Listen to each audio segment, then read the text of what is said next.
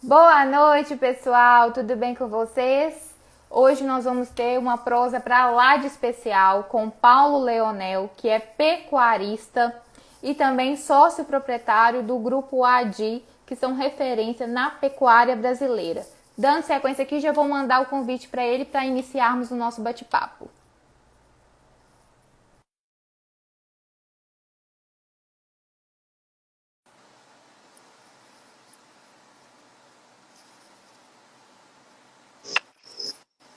Boa noite, Paulo. Tudo bem? Tudo ótimo, e você? Tudo bem? Tudo bem, graças a Deus. Paulo, passando para te agradecer por ter aceitado o meu convite para a gente estar tendo aqui esse bate-papo enriquecedor, com muito conhecimento da nossa pecuária. Muito obrigada e gostaria que você se apresentasse essa noite aqui para o nosso público que está nos assistindo. Bom, eu sou o Paulo Leonel, faço parte do Grupo ADIR. A gente veio de uma pecuária seletiva desde 1958, iniciamos com gado GIR em 1960 e meu pai iniciou no gado Nelore. A gente trabalha a raça Nelore na essência da raça, aproveitando que a raça realmente pode nos dar. E mantendo as características principais selecionadas pela natureza durante 5, 6 mil anos atrás. E foi a raça com essas características que mais evoluiu a pecuária do Brasil e se tornou a raça de corte uma das principais raças do mundo e a principal raça brasileira e de toda a América. Excelente. Paulo, há muito tempo você alertava que o setor agropecuário estava endividado, mas poucos acreditavam. Hoje, com o aumento de recuperações judiciais e a preocupação dos bancos, sabemos que você tinha razão. Como conseguiu identificar essa realidade tão antes da maioria da cadeia? Olha, essa realidade é que a gente vive estritamente do setor. E você vai reparando o aumento do endividamento com a euforia de produção. Essa conta não pode fechar. Entrou uma vaidade, entrou os governos passados, tanto passado como antes, elogiando, enaltecendo o produtor, dando excesso de crédito, e o produtor acreditou naquilo e foi investindo, investindo, investindo, só que ele esqueceu que a ponta final de venda são 3 grupos. Então ele foi virando um excesso de produção para vender para poucas pessoas. E essas poucas pessoas vendem para todas as pessoas. Ela compra de muitos e vende para muitos. E aí você vai acompanhando esses números direto do Banco Central, o aumento do endividamento, aumento do endividamento, aumento do endividamento. Quer dizer, o setor não pode, não quis ver quem era cego, quem estava tapando o olho. E aí vem o pessoal falando, produz mais que paga a conta, produz mais que paga a conta. Quanto mais produz, mais barato fica o preço. Quanto mais você produz, mais barato fica. Então aí começa a misturar preocupação com vaidade e falta de conhecimento. E põe tudo num combo só. A falta de conhecimento, a vaidade e, e o medo do que estava acontecendo. Então a pessoa achando que vai produzir mais, e isso vai trazendo o quê? Mais crédito e mais endividamento. E agora é um problema praticamente insolúvel, que o governo vai ter que intervir, porque se continuar assim, nós não sabemos onde pode chegar. O governo vai ter que intervir. Certo. E Paulo, você sempre apontou que o biotipo animal selecionado estava incorreto. Hoje, com a piora da conformação da carcaça relatada pelos frigoríficos, criadores e técnicos começam a dar mais atenção ao que você dizia. Onde houve o erro na seleção e como podemos corrigir esse caminho especificamente na raça Nelore? Olha, a carcaça teve uma melhora significativa, muito grande, quando quem estava fazendo pecuária vivia e conhecia a pecuária. Aí entrou na pecuária o interesse comercial e a venda de ideia. E foram criando querendo apagar o passado, apagar quem fez, pegar os louros de quem fez e puxar para si e falar que aquela pessoa estava errada. E aí, na vida, tem um ditado que fala: a culpa não é de quem fala, é de quem acredita. E muita gente, como eu falei, que faltou conhecimento, achou que a raça pura ela tem modificação e ela não tem. Nenhuma espécie animal, a raça pura tem modificação. Você tem que saber identificar o melhor. E com isso, eles foram fazendo que a grande culpada disso é a BCZ, porque ela foi criando permissível para registrar e para ter mais ganho. Ela é culpada disso.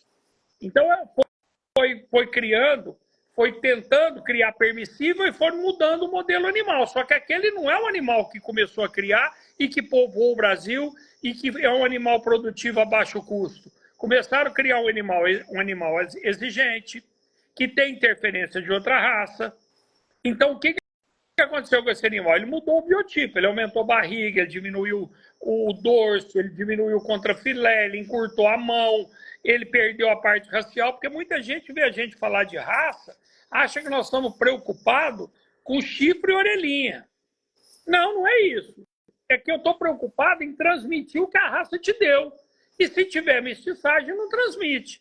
Então, para fazer isso, tem que voltar a acreditar em quem conhece, em quem sabe fazer, e não em suposição, e não em papo furado, e não em venda de ideia. E quem sabe fazer hoje não são tantos que sabem fazer. Porque essa geração foi passando e outros foram ficando e saíram do negócio, outros morreram, outros não deram sequência do trabalho que tinha e grande parte entrou na moda. E moda é uma coisa que passa, a moda não é uma coisa permanente. Permanente é a tradição. Nosso grupo ativo, nós inovamos com a tradição.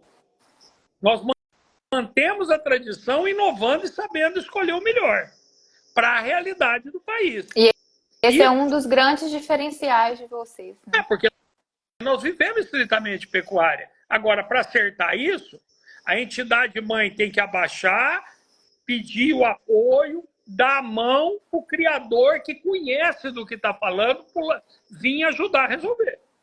Porque ela está insistindo num erro e está piorando a situação. Ela já viu que errou, o técnico já viu que errou, o frigorífico já viu que errou. O frigorífico não tem nada com isso, ele é apenas um transformador. Ele já viu que o rumo está errado.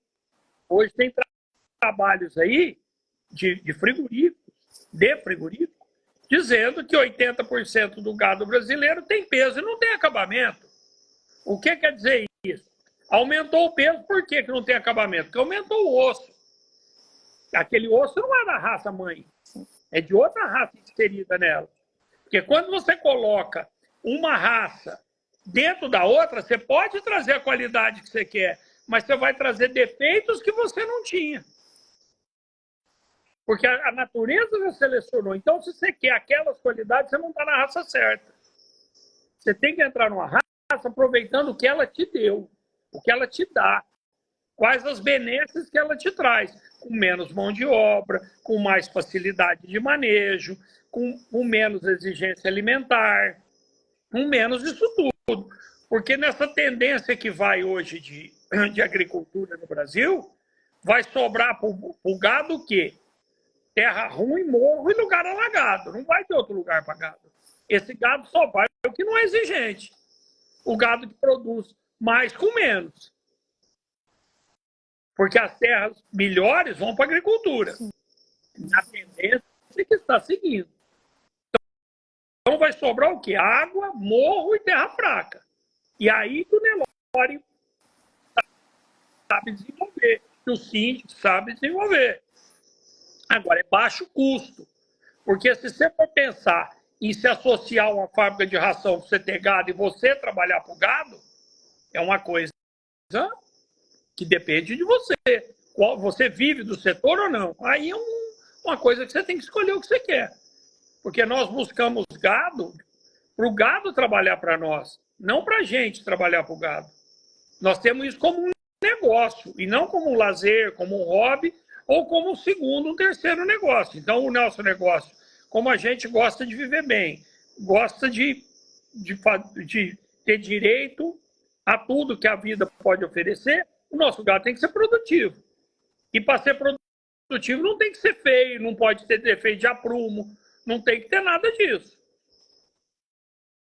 E hoje vocês vivem somente da pecuária, né? Nós sempre só vivemos da pecuária. Não que eu não quisesse, eu digo isso muito, em todo lugar. Outra fonte de renda. Mas nós vivemos exclusivamente da pecuária. E aí tem que ser eficiente. E eficiente você faz com animal puro. O resto você está misturando eficiência com comida. Eficiência com custo. Aí não é eficiência. Aí é gasto. É diferente uma conta da outra. E nesse cenário todo, Paulo, na sua visão, qual é o futuro da pecuária brasileira? O que podemos esperar do setor para os próximos anos? Eu acho que a pecuária é uma coisa que o Brasil vai ser o produtor de carne do mundo.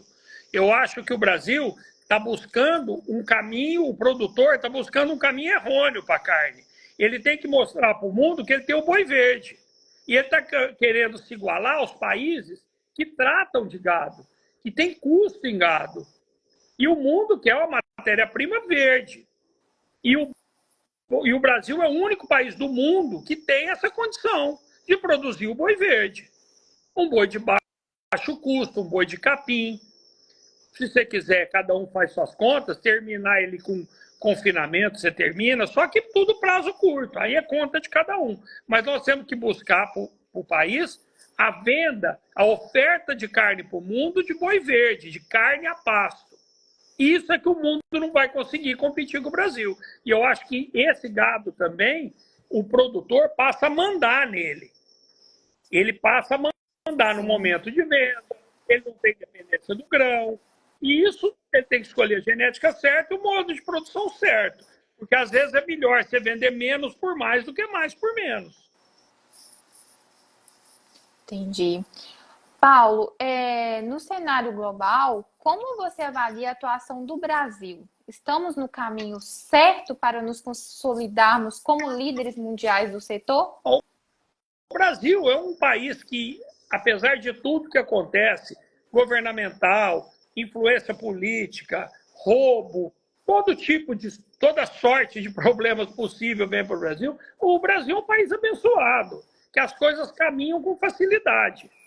Então, se deixar o produtor trabalhar, se tiver pouca interferência ou nenhuma interferência, o Brasil é imbatível, porque esse tipo de problema que são trazidos contra o produtor para países externos, não é porque eles têm preocupação com nada, é porque eles querem barrar o Brasil de produzir. Porque o Brasil vai mandar no mundo, porque quem vai mandar no mundo é quem tem água, comida e energia, não é quem tem dinheiro.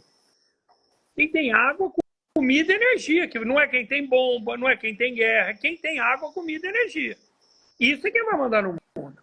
E o Brasil tem isso tudo em abundância. Então são criados problemas que vêm trazendo para o Brasil, contra o produtor, interesses obscuros dentro de governo, fazendo isso para atrapalhar o próprio país e o produtor.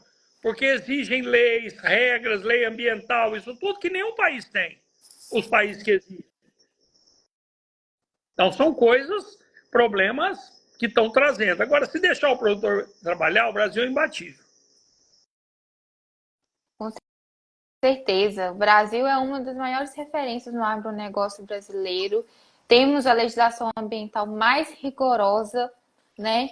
E agora, voltando assim, para as suas raízes, seu pai foi um dos maiores nomes da pecuária brasileira. E agora, como tem sido manter esse legado tão importante?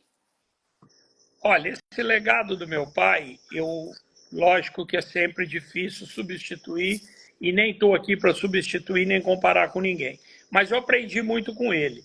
E eu aprendi com quem fez. E ele aprendeu com quem fez. Então, quando você aprende com quem fez e copia quem fez, é diferente de teoria.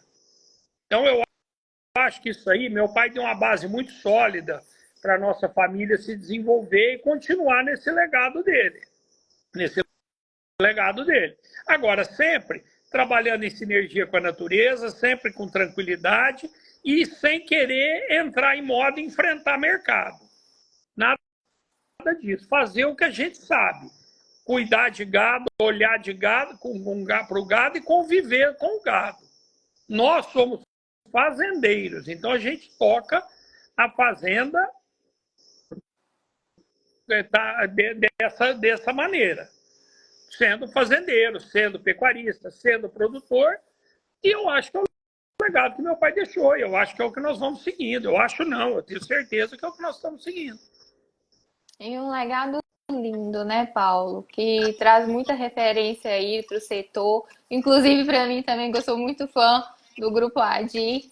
E para encerrarmos aqui o nosso bate-papo hoje, você, como pecuarista e que tem orgulho de ter vivido toda a sua vida da porteira para dentro, qual mensagem você gostaria de deixar para suas filhas e para muitos jovens que estão se ingressando ou ainda vão ingressar no agronegócio? Deixa eu só fazer uma parte da pergunta passada, que era Sim. o que você estava falando do meu pai. E meu pai teve uma colaboração muito grande, que ele foi um juiz de pecuária muito conhecido, renomado, com conhecimento apurado dentro do mercado, dentro da pecuária.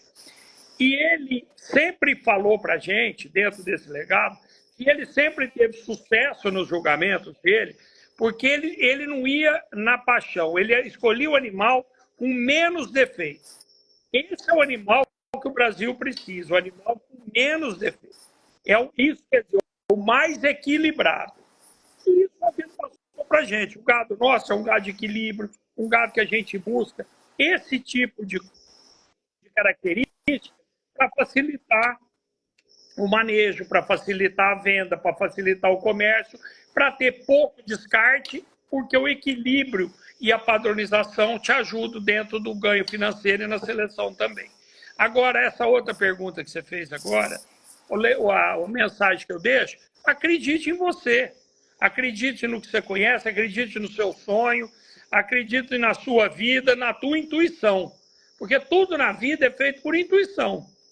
Isso é que a vida te trouxe. A intuição é que fez a vida levar a gente a isso. A gente trabalha com essa intuição. Que Deus abençoe e no fim dá certo. Agora o que eu deixo para o jovem, siga seu caminho acreditando no que você faz, acreditando em você, acreditando na seriedade, na transparência, no caráter. É aí que você vai vencer na vida.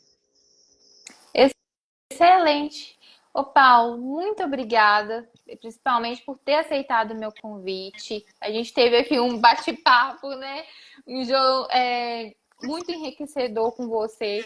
E mais uma vez, obrigada pela mensagem. E fico aqui à disposição, caso você precise de alguma coisa. O Grupo Adi também. Estamos aqui disponíveis para estar divulgando esse trabalho lindo para de vocês. Muito obrigado, eu que agradeço. Obrigado a todos, boa sorte aí. E continue com o teu programa aí, que é uma coisa que vai ajudar muita gente. Boa noite. Boa noite.